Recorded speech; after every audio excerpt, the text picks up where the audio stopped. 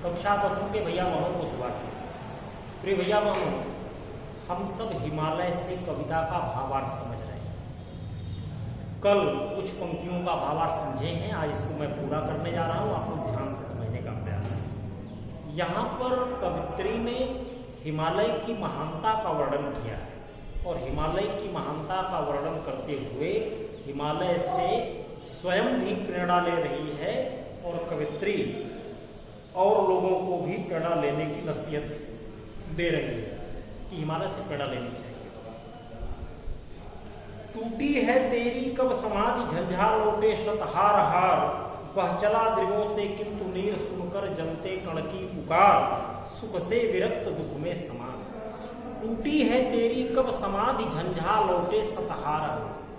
कवित्री कह रही है कि हे हिमालय, तुम अखंड योगी हो। जब तुम समाधिष्ट हो जाते हो, समाधि लगाकर बैठ जाते हो, तो किसी में भी इतना सामर्थ्य नहीं है जो तुम्हारे समाधि को भंग कर सके। अर्थात तुम्हारी समाधि किसी भी प्रकार से भंग नहीं की जा सकती। टूटी है तेरी कब समाधि झंझा लौटे शतहारा। आंधियों के सैकड़ों झोंके आए, झंझा माने आंधी, आंधियों के सैकड़ों झोंके आए, तुमसे टकराए और हार मानकर वापस चले गए, अर्थात तुम्हारी समाधि को भंग नहीं कर सके। टूटी है तेरी कब समाधि झंझा लौटे शत हार हार, वह चला दृगों से किंतु नीर सुनकर जलते कण की पुकार।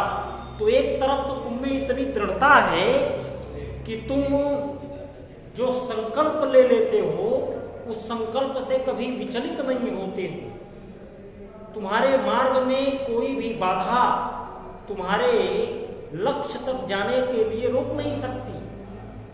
तो एक तरफ तो तुम्हारे आचरण में इतनी दृढ़ता है, लेकिन तुम्हारे अंदर इतनी करुणा भी है, इतनी दया भी है कि जब तुमने धूप से जले हुए कणों के करुण क्रंदन को सुना, उनके चीत्कार को सुना, उनके दुख भरी पुकार को सुना, तो तुम्हारे नेत्रों से अश्रु की धारा फूट पड़ी। वह चला दृगों से किंतु नीर सुनकर जलते कण की पुकार, सुख से विरक्त दुख में समान।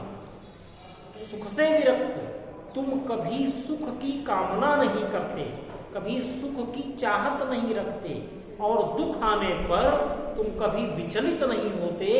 अर्थात सुख और दुख दोनों स्थितियों में समान भाव से रहने वाले तुम एक महायोगी हो। मेरे जीवन का आज रूप तेरी छाया से हो मिला, तन तेरी साधकता छूले मन ले करुणा की था नाप, उर्मे पावस दृग में बिहान। खूब ध्यान से समझिए, कवित्री कह रही है मेरे जीवन का आज रूप तेरी छाया से हो मिला।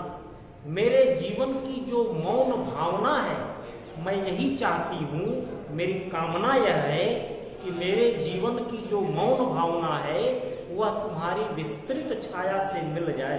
कहने का तात्पर्य है कि हिमालय के अंदर जितने भी सद्गुण हैं, उन सद्गुणों को कवित्री अपने अंदर समावेशित करना चाहती है। मेरे जीवन का आज मुख तेरी छाया से हो मिला, तन तेरी साधकता छूले मन ले करुणा की था हम।